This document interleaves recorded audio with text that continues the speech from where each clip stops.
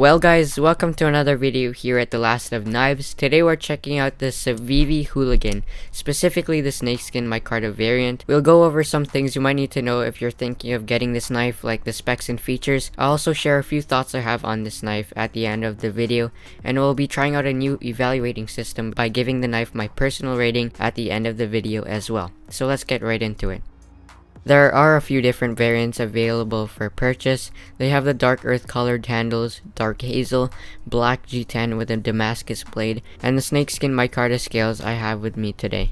All Micarta versions run you at around 75 Canadian dollars or 55 American dollars, whereas if you're thinking of getting the Damascus G10 variant, that actually runs you at around 20 to 25 bucks more at around $100 Canadian.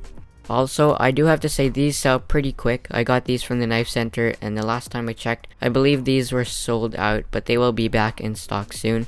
But before we go any further into the video, here are the knife's dimensions, like the overall length and weight.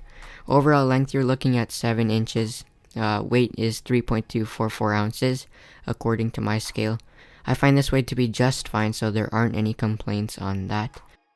Blade length, you're looking at 2.98 inches, which is really close to the 3-inch mark, but we'll get into that a bit later on. Cutting edge of 2.75 inches. Blade thickness, 0.12 inches or 3.1 millimeters.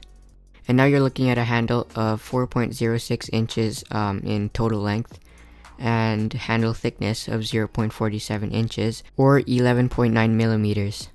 So the main selling point that drew me into getting this version was of course these Snakeskin Micarta handles, and I gotta say these are really damn cool. Ergonomics are very nice, especially if you have smaller hands. Like, it will just fit perfectly when you wrap your hands around this one. We have some contouring along the back of the knife and 3 finger grooves, which I'm not really that into in terms of design in my opinion, but they will help a lot with your grip. You also have a finger choil to choke up on up here, but except it's not that large, so if you have pretty big hands then it wouldn't be the most comfortable finger choil. Probably not the most safest either, because you can risk having your finger slip and slide up the blade. So yeah, I only recommend it if you have my size of hands, otherwise it wouldn't be the best and safest choice, but these handles are really comfortable. No hot spots when holding the knife, which is a really nice thing. It has a thumb ramp and some nice thumb jimping, which was done really well. Helps prevent the knife from slipping in your hands, gives you a really nice rock solid grip. It's like the knife is glued into your hands. Plus you have these Micarta scales which help even more. They're grippy, they feel smooth, they're durable. Like I said, nice rounded contoured scales which give you a more comfortable feel or grip compared to, non-contoured scales. So just really good on the handle, no complaints at all. Cool Civivi logo on the pivot like the norm. This knife runs on bronze washers, which is not the most common thing with Civivi knives, so you're not going to be able to wiggle it shut because it doesn't run on bearings, but it does have a nice smooth action. Pivot's a bit tight though. Simple liner lock, which are very easy to disengage, and it has skeletonized stainless steel liners in there, and it's gonna come at 3.2 ounces. Another thing I really appreciate is that this knife has thumb studs, which you didn't see much before with Civivi, but We Knife is making many thumb stud openers, which is really nice of We, but for their budget line Civivi, you didn't see much, but they're coming out with a few more thumb stud openers like the Governor or the Picaro. Here's a clip of me trying to reverse flick this blade open. Long story short, it's very difficult for me to reverse flick this, mainly because the pivot is a bit too tight. Also, a big downside in my case is the Canadian law of banning all flipper knives from import into Canada. Yes, what a bummer. I mean, you could buy a flipper knife from your local airsoft or knife store, but typically they're not that great. If you're looking at my perspective of things, it would make pretty good content, but if you were looking for a knife to use or to EDC, then meh, not really, which is basically why I'm very into and very happy to see thumb studs instead of a flipper on the Civivi Hooligan. Many people gravitate more towards flippers, but the ones I've handled, which are, to be honest, probably not the best flippers out there, aren't my cup of tea. Also, there's thumb studs on both sides, meaning it's fully ambidextrous in terms of deployment. Another thing to point out here is that, notably, this knife is just different from knives you'll see from Civivi, because usually you'll find flippers, bearings, satin blade finishes, G10 scales on most Civivi knives, but you won't find those features on this one, maybe except for the satin blade finish. But for instance, this has bronze washers instead of bearings, thumb studs, and micarta, making this a more unique Civivi knife. And I like different because you get a taste of something, I guess, different or new with Civivi and not the plain old norm like you see on most Civivi knives, which I kind of get tired of. Alright, so let's get deeper into the action and deployment. I mean, it's not gonna be what you'd see compared to other Civivi knives because this one has bronze washers unlike your typical ball bearings. It's not drop shutty and you can't wiggle it closed, which eliminates the fidget factor of the knife, but like the action is still really good. It's smooth even though it isn't drop shutty. You still don't need any wrist at all, just your thumb, and you can pop the sucker out. And it pops out really nice and very snappy, and yeah, they did the detent really well. But I also really like the sound of the blade when you close it shut. It's that nice satisfying click. Here, take a listen. And of course, you do have to break this in, which will improve the action of the knife, not to the point where it will be drop shutty, but it will get better than the action out of the box, which was also pretty tight in my case. But anyways, another thing I find nice about the knife is the blade, and I'm gonna start that off by talking about the blade material and blade design. As you can see, it's a satin blade finish, fits perfectly with the shape of the blade, which is a drop point blade. Blade material is D2 steel, which does the job well for its price. It's a great steel at that budget price point. It's not very corrosion resistant, and do note that D2 is known for pitting, but it is a tough steel. Just a pretty nice steel to work with for those who aren't really familiar with D2. Also, you're looking at a hollow grind, which means it has a very thin cutting edge. As you can see, it comes down to a very super thin and sharp cutting edge, which will help a lot when you're slicing through stuff, but it will also mean a weaker and more vulnerable edge than some of your other common blade grinds like a flat grind or saber grind, so keep that in mind when you're using this for different purposes, because it's absolutely obvious you shouldn't be hacking at wood with a folding knife with a hollow grind. That's meant for simple EDC tasks. Opinions on blade length. I'm not so sure if this would be illegal in an area restricting blades over 3 inches. It's just a tad bit short of 3 inches at 2.98 inches, so take that a note if you're in a below 3 inch blade area, because a cop might see this as above 3 inches, so keep that in mind. Nonetheless, I have zero complaints on the blade length. Blade thickness, it comes down to a pretty thin tip and pretty good blade stock, maybe about average, but like I said earlier, we do have a very slicey cutting edge because of that hollow grind. So again, zero complaints on the blade thickness. Carry profile is also nothing to complain about, except in some cases I think it's just a bit too tall. We're talking about Spyderco carry profile range, which no one actually complains about, and I'm not surprised because they're great knives. Carry profile on the Civivi Hooligan though is not really excusable because it has thumb studs, which means it doesn't have anything sticking out of the back or a hole in the blade, which also means it should be a little slimmer. You can probably do this by taking out the finger guard, which would then help create more space for the forward finger choil, which would be a big upgrade for those with large hands, or you can also move the thumb stud inwards more and just slim it down. Carry profile is probably something that could be changed, which would help a lot for those with bigger hands because it leads up to a smaller finger choil, but it's still not a biggie in my perspective of things. Now, another good thing about Civivi that you'll find on this knife is their standard deep carry pocket clip. It's also reversible, so you can attach the clip to the left or right hand side, so it keeps that sort of ambidextrous aspect, which is really nice, but it's tip up only, which I don't really see a problem with, and that's gonna be the same with the other Hooligan options. Pretty big loop over, so it will be very easy to slide in and out of your pocket, and also has a lanyard hole for those interested in that as well. Additionally, it rides really great in your pocket, so you don't need to worry about this one falling out, and a low profile because of your deep carry pocket clip. So all in all, a great clip. It's low profile, it rides nice, no complaints there at all.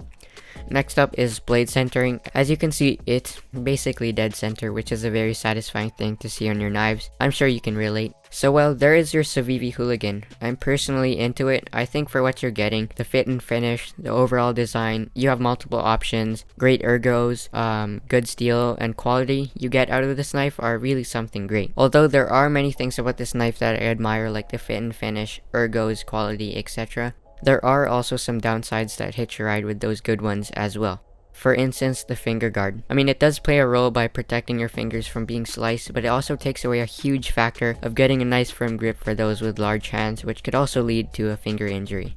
Another sort of setback I have here is about the designated finger grooves. You know, I don't really find a knife with specific areas your fingers need to be quite comfortable to hold. I sort of lean towards a handle with some sort of basic hand groove shape so that you can kind of position your hand yourself, but other than those few downsides, I think I can confidently say this is a recommendable knife. And if you're like me who likes a good knife with a unique taste to it and great performance, this knife would definitely be one of your choices.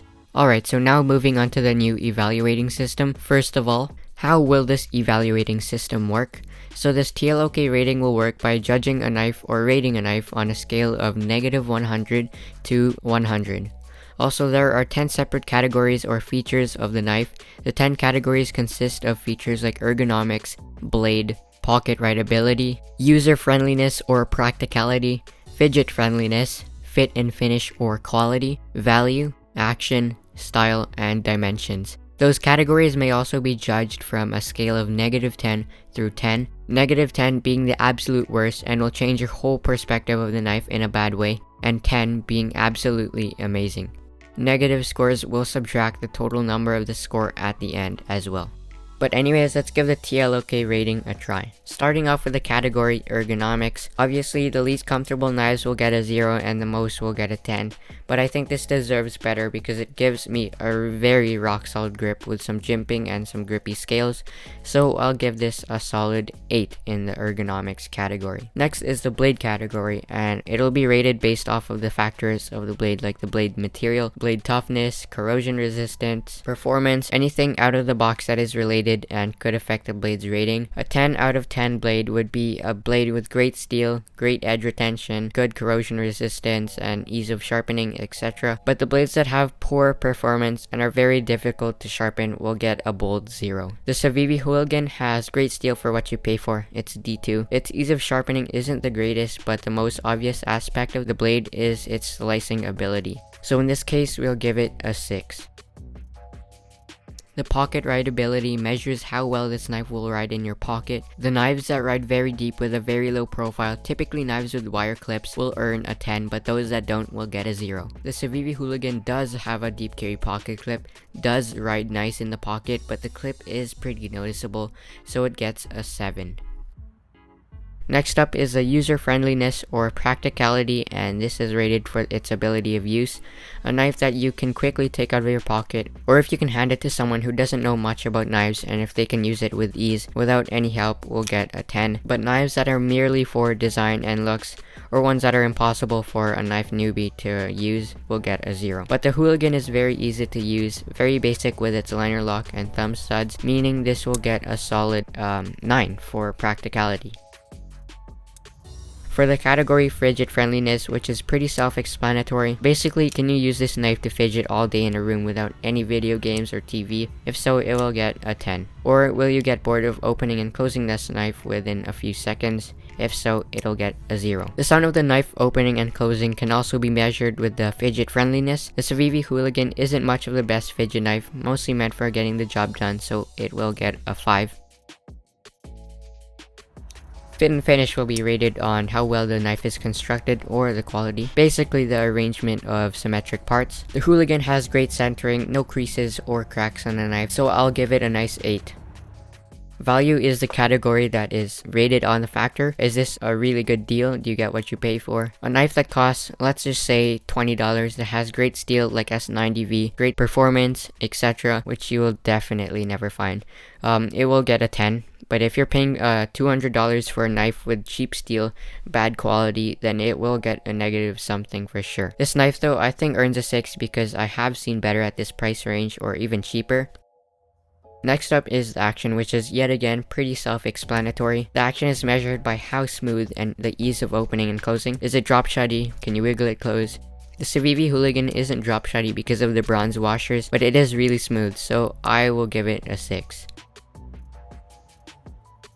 Moving on to the style category, this is rated by the looks and design of this knife. The most beautiful and unique designs will get a 10, and the ugliest, with boring, unexciting designs, can get as low as -10. The Civivi Hooligan's main selling point, which like I said earlier in the video, was the Snakeskin Micarta scales. It isn't the most prettiest knife I've seen, so I'll give it a 4, mainly because I've seen a lot of good looking knives. And finally, the last category to rate is the dimensions, including the blade thickness, weight, overall length, blade length, etc. A score of 10 will look like a knife with a good, comfortable weight. Take a note that for me, the lightest isn't always the best, and it'll also have a nice generous handle with not too much space to spare. Now the Hooligan has a great weight for me. Blade length is perfect. It's not too big but not too small.